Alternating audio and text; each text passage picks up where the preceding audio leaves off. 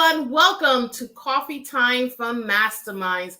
We are so happy you are here. We have an amazing guest talking about an amazing topic.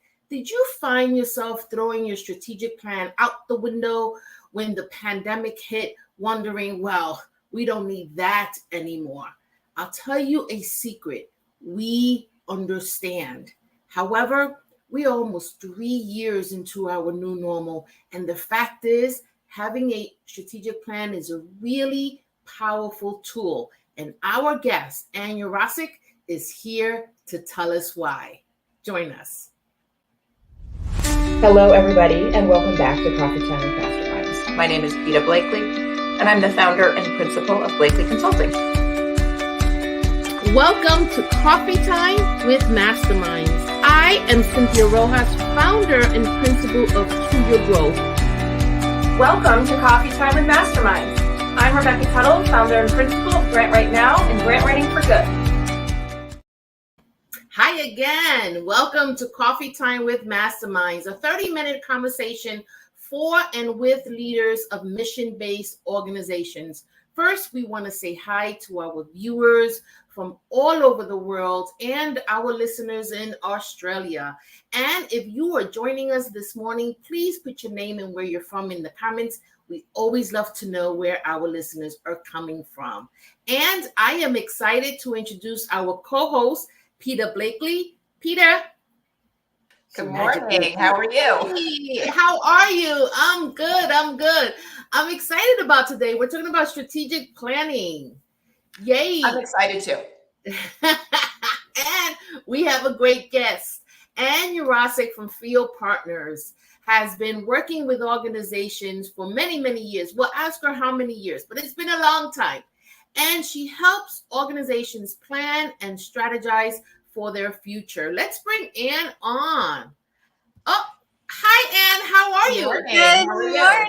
Good morning. Thank you so much for having me. I am so excited to be here today. Good to see you. Yeah, well, we're excited to hear about the magic of strategic planning because we understand that it is important and it puts organizations in a position for them to move forward in their work in a way that becomes magical. So the big question, though, we should begin is, what is a strategic plan and why is it important? So first, thanks for having me. I think, I thought a little bit about this morning. 30 minutes is just not enough time to talk about something that I deeply care about and I truly think is a transformational tool for organizations. So what is a strategic plan and why would anyone consider doing it? A strategic plan is actually this document at the end of a process that really needs to be a roadmap for leaders and staff to move an organization forward. But I think it gets a little bit of a bad rap. Like, as you said, Cynthia, like people took these pieces of paper and sort of tossed them to the side at the beginning of the pandemic. And it's more important than ever now, as we sort of come into the after times, the new normal, for really staff, leadership, and particularly board members to really be on the same page about what is the future of the organization, what's the future of the work. And so, I'm a big believer in strategic planning as a way to really align leadership. It is a thing that you get at the end, but that process of getting there is even more important. Yeah. I mean, I have to admit that when you say strategic plan, I think of like a series of binders. Yes. But not like a living document, right? I mean, how do you develop a plan, or is that in the implementation? How do you make a plan that's a living document that's useful, that people are aware of and going back to? Yeah. So one of the things I was thinking about in this conversation was really how is planning shifting or changing kind of in this time? And I think one of the things that the pandemic has taught us is that organizations, in order to be resilient, need to be nimble, right? So we need to have a North Star about our vision and our work. But more importantly, we need to have a roadmap that can flex, that can recognize that there may be changes in the environment, and ideas that we had 18 months ago when we wrote the plan those might not work now, but we really need to have this agreed upon framework. And so I think in a lot of ways, Peter, like how is strategic planning changing right now? People are moving from what may have been really detailed operational plans, like we will do this, this, this, to more what I call kind of like a guiding strategic framework, which is let's double down and really be clear about our mission, our vision, our values. Let's get really crisp about what's the work that we do and our aspirations for that work and how our organization needs to evolve. But in some cases, what we're really seeing is that, again, because of the flexes in the environment, like it really needs to be those goals and strategies that are written in such a way that we can kind of flex how we live them on a day-to-day basis. But I think in so many ways, it's getting to that roadmap. That's really the journey. I love that. This idea of strategic plan should be able to flex with the times. I'm going to put that into the comments. And so back in the day, Peter, you're right. We used to get plans and they actually felt like some outside person developed them. And then we will all have this great retreat in this fancy place and eat great food and then put it on the shelf. Yes. And the strategic planning, to me, the strategic planning was the retreat. Yep. Well, and I think, you know, part of traditional planning, so if we go back 5, 6 pre-COVID times, you know, part of what we have to think about is who leads the planning process, right? So historically, we might have said that strategic planning is a board responsibility, and that in the nonprofit social sector, boards are responsible for planning. You know, if it was a larger entity, you may have had a situation where the staff was like, oh God, please don't invite our board to strategic planning. Like we're going to run it, right? So larger organizations, you saw kind of what I would say is kind of primarily staff-driven planning. I think what we're seeing in the market right now is a little bit of a mashup. So a lot more kind of combined staff and board teams are leading planning. And then I'm also encouraging and seeing in the market this idea of that planning should actually be also led by the people we serve. And so where can we actually create the leadership of planning processes that are actually inclusive of community leaders, inclusive of clients who receive services? Again, it's about proximity to decision making. And I think when we're thinking about planning, that leadership of the process is really important. And some organizations are like, well, we're not really ready to put our external partners on our planning committee, or we're not ready to put clients on our. And then so we talk a lot about, well, then how do we bring voice into the process? So that leadership intentionality on the process is a really important starting point. Yeah, I mean, I think about that a lot in terms of evaluation, which I guess is the right. I mean, evaluation and strategy are two sides of the same coin, right? What are we going to do? And then how are we going to know that it's working? And if it's not working, what are we going to do? Yeah. Or if it is working, how are we going to do more of it, or, you know, better of it, right? And I think about that a lot in evaluation. Like, how do we not just have our staff decide what it looks like when this is working, but who else? Whose voice is timely? Are your strategic partners going to have a voice? Are your consumers and organizational allies going to help us say what it looks like when it's working?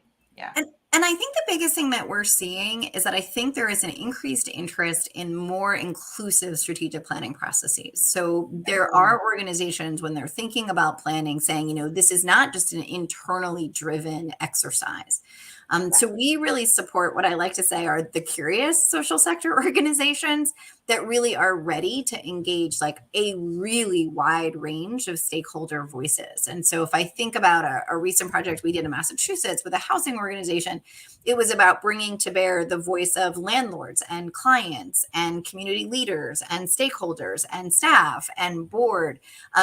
There was a much wider array of voice that we were able to kind of raise and infuse in the process, right? So it's how do we make sure that when we're thinking about informing the future of our work, it's not, I mean, honestly, I mean, it used to just be boards would get together on a Saturday with some donuts. They would use their own kind of experiences, and this isn't a bad thing, but they'd be like, from my experience in my for-profit world, like this is what works in the nonprofit sector, and this is what we should do. And as much as in some ways those models engaged board members, may have come up with kind of interesting ideas for staff to implement, it was just too much of an insular process, and too much power ultimately was being held at that board level. So I think strategic planning is an amazing tool to sort of disrupt what I think are the pretty hierarchical structures in the sector. And you can do that in such a way that people are sort of ready for it, because it's about learning, it's about curiosity, it's about not making decisions in a vacuum. And it can be incredibly powerful for an organization that has not operated like that in the past. To really begin to build those relationships with those stakeholder groups. And I guess part of the problem with, there are a couple of problems with just having the board go off and do it and bring back a plan. One is like the feasibility thing, right? I mean, you bring something back to the office and the people who are actually doing the work realize it's just not going to happen, or it is so far outside of their experience, they don't understand how to make it happen, right? Like Cynthia's always talking about how, the person who sits at the front desk is the most important person in your organization, and they will tell you whether or not this is possible, right? So if they weren't in the room when the plan was getting made, it's probably not possible, and people are just going to be like, what does that have to deal with what we're doing here? And so what we really talk about is how are you including everyone? And I think that's another kind of huge shift because of COVID, which is that we've seen our practice went from almost 100% in person to 100% virtual on March 13th, 2020, as you both know. And that really forced us to pivot how we did strategic planning. And so we took processes that were intended to be in person, made them 100% virtual. But there was a huge unintended kind of consequence of that, and a huge benefit, which was the ability to convene 100 people, 300 staff in an interactive experience to learn, to talk with each other about what the planning process was raising up, to have conversations about mission, vision, and values across departments and silos and across locations. I think it's one of the most powerful trends, like as I look ahead to planning, around how do we make sure that staff that are on the front lines have as much opportunity to be included in these processes as the board member and as the senior staff member. I think when I think about the work we've done over the last couple of years, it's been because of COVID, because of the increased comfort in Zoom, and because of the increase in comfort of working virtually. I really believe that, the nonprofit sector has been able to do something that the for-profit sector has been able to do forever. So the for-profit sector is like, we have enough money, we fly everybody in, we have a monthly meeting with 1,000 people. That's how we get shared messaging. It's how we get shared learning and shared experience. And for the first time, the barriers to entry to be able to do that just went away. And so I am incredibly optimistic about organizations that have figured out how to use these tools in planning to really bring not just the senior staff along on the journey, but to bring the whole organization. So it's been really encouraging to see what we've been able to do over the last couple of years. And so when you say bringing community voice, tell us what that means, because I think we can have a lot of images in our head, and it sounds like a big task.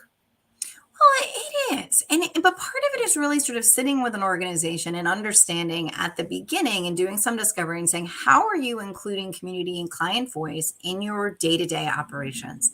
So this might be sitting with program staff, it may be sitting with program leadership and saying, where are you getting feedback from clients? PETA kind of in the space of evaluation, where are we hearing from clients about their experience with the services, how those services may be impacting them?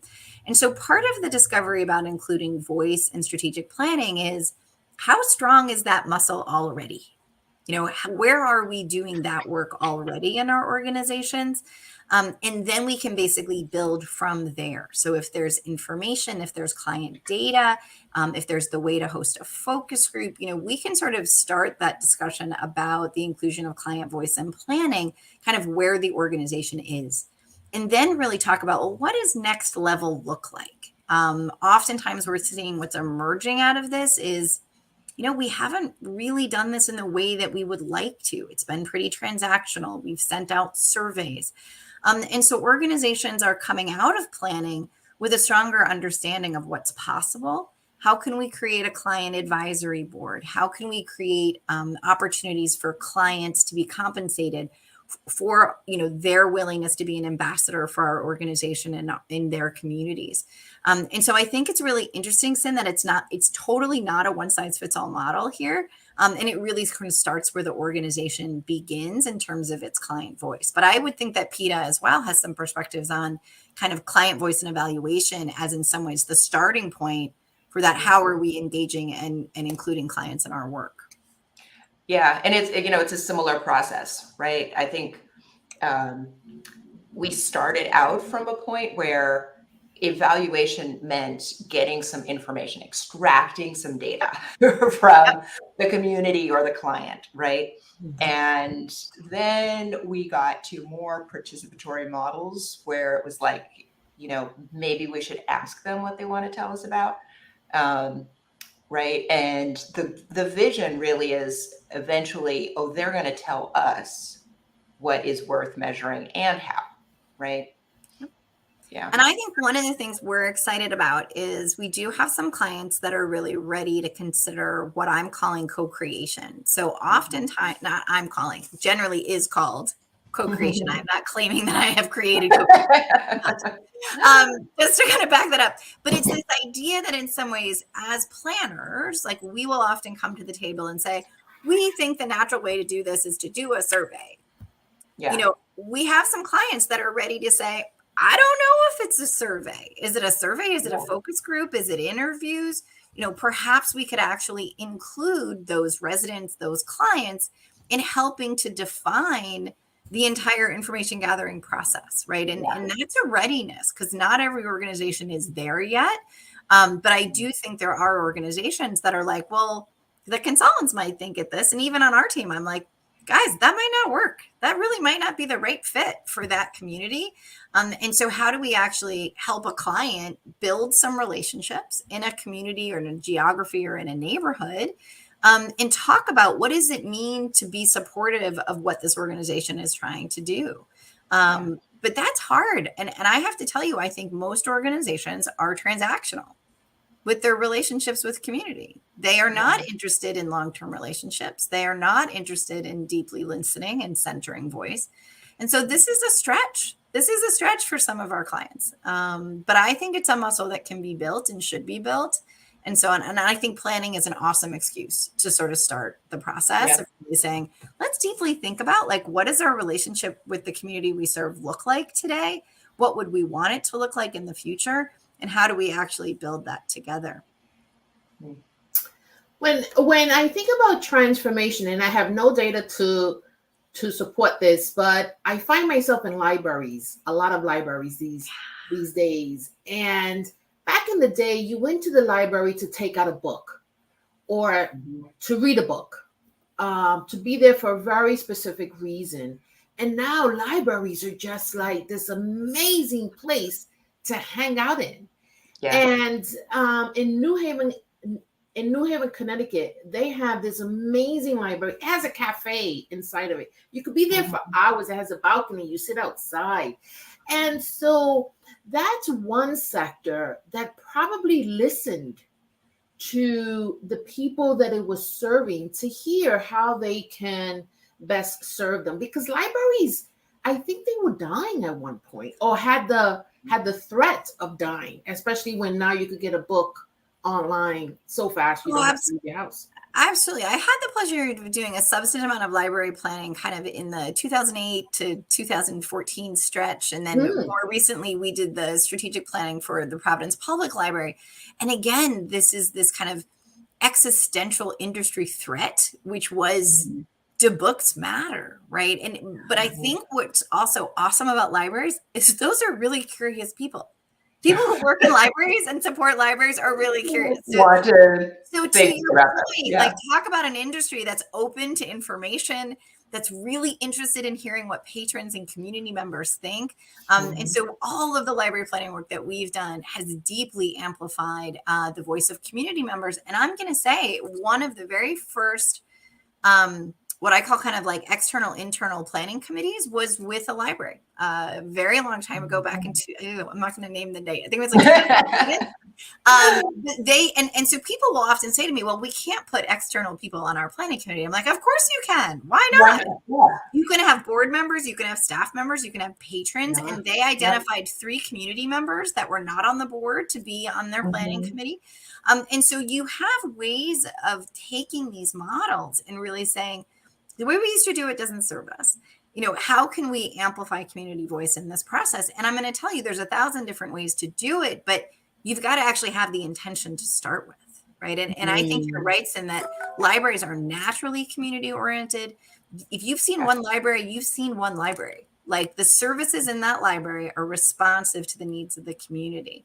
And so I think what's exciting is that I think libraries I'm going to agree with you, are a bit of a beacon for sort of a pre-COVID industry disruption, transformation of the business model. How did they pivot? We have also some awesome libraries in Connecticut, like New Haven, Hartford, Wallingford, all who did kind of amazing things. Like Wallingford has a giant like maker room in the middle of its library. There's like a 3D printer. Like they're very cool. Wow. Guilford, I go to the Guilford Library and they rent out games. Yeah, games, and it's like I don't remember instruments but I think what's amazing to me, and I'll come back to kind of the power of planning, is the willingness to learn. It is the willingness to be interested and curious and acknowledge there are things that you don't know that could inform your future. And if that's the voice of your clients, if that's how your industry is changing, we will sometimes get inquiry calls where people say, so we've booked a Saturday for our board retreat. We're ready to go. And it's in 3 weeks. And I'll say, but have you learned anything? What will you use to make What are you going to talk about? What are you going to talk about? Yeah. And I think part of this is, how do we, when people talk about planning, be like, this can be a very transactional exercise. We can write things down on a piece of paper. We can put them on the shelf. We can say that we did it. But it misses the point. I mean, this is about learning and shared experience, and how can we be curious together about our future? And I think, Senna, when you asked me to kind of do this talk, I was like, okay, I could be here for hours because I love this, right? Like, strategic planning is this amazing thing, but it has so many other benefits. I mean, it's the learning, it's the alignment, it's getting your team on the same page. It's being able to look at it, Peta, coming back to your first question and being like, are we making progress? What did we get done? But more so, what's changing? How are our results changing? How is our impact changing? What's different in terms of our relationships that we have in the community? There really isn't anything I love more than sort of seeing an organization work through some stuck points in a planning process. I mean, Cynthia and I will talk sometimes about a client that's stuck, but going through this process at a minimum moves people. It gets organizations unstuck. And some of us might go into a planning process with like, oh my gosh, this is totally the next thing they're going to do. But I will tell you, it is just as magical for us as consultants when you get to the end of the process and you realize that, that actually wasn't the decision that needed to be made. There were some other smaller decisions or incremental steps that are needed before that decision could be made. And that's still incredibly powerful, because the organization is clear about its next step. Maybe not the ultimate step, but what's the next step? And so I think I couldn't be more honored to do this work, because we know we're there at a stuck point sometimes. We know people get invested in this at a point that their organization might be really struggling. I get asked all the time, am I busy? And I say, oh my, we are very busy. Why do you think we're so busy? Why such a uptick in strategic planning now? Great question. I think people are ready. I think people feel as if the crisis of COVID is declining. The crisis is the existential crisis. If I go to a meeting, I may inadvertently kill someone, is declining, which means that we are ready to re-engage. Not everyone is ready to re-engage, and we have to acknowledge that. And that's why some of the virtual tools are great. But I think people are ready to take on what the future is in this new world, to learn from it, to sort of say, what did we start doing that we're not going to stop doing? How has our workforce changed in the last 3 years? And really begin to see kind of a future that people need to kind of go after. Sort of like hashtag go get it. Like now's the time. So I would say, I think it's a lot about finally a readiness to be like, okay, we got through the worst of the worst. We are now ready to kind of be able to kind of pause, reflect, and plan. And I do think that's one of the biggest drivers. And I think it was the worst of the worst internally, right? I mean, there was definitely a moment in 2020 when a lot of these organizations didn't know they were still going to exist now. Yeah. Externally, I think, like Anne said, we're in our new normal. Yep. And a lot of questions have been raised. And some of what we're talking about, you know, including stakeholder voice and not just letting your board decide what you're going to do, also has to do with questions of power and white supremacy and how organizations behave in community. And so maybe some of the appetite to do a plan is to recognize like we're a different organization with different values now and Absolutely. in a different world now with a different openness to new ideas. And the other thing we're seeing is that if people had a really big push around DEI internally, kind of in the 2020, 2021, I mean, we're hearing from organizations a little bit of a pullback. We took some steps, we did some training. It's important to us. We're not exactly sure what the next steps are and how we're going to live this and how we're going to embed it. And is it a bolt on or is it core to what we do?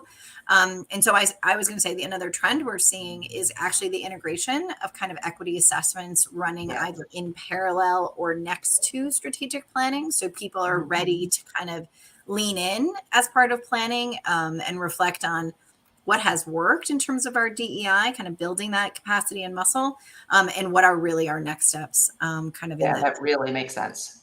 Yeah.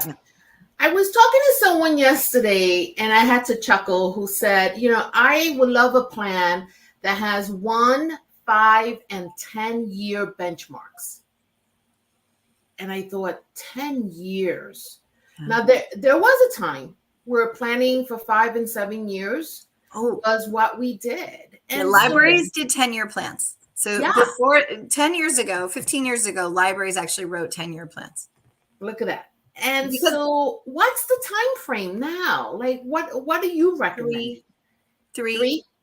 Yeah. I think it's 3. I mean, I think vision, mission, and values have a longer time horizon. So I will actually encourage mission, vision, values to be in that 5 to 10 year time frame, especially some of the bigger vision aspiration statements. Yeah.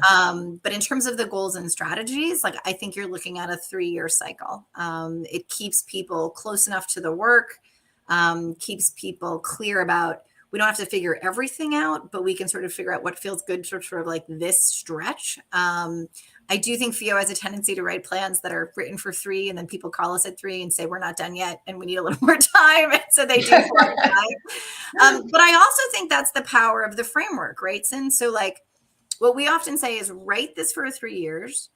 The goals and strategies sometimes are powerful enough that you can get a couple more years out of them because they're written at a high enough level.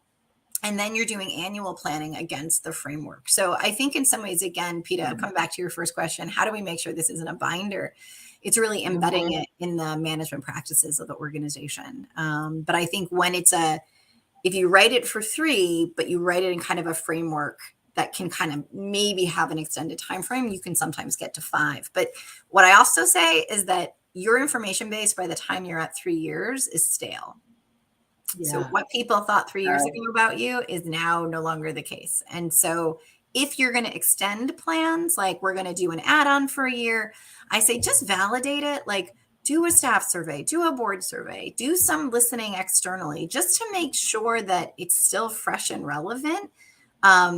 And that you're updating those strategies and tactics with some new information because it's just old. And so I definitely am seeing some people in COVID not be ready to kind of ask all the big questions again. And so sometimes that incremental information base can be helpful.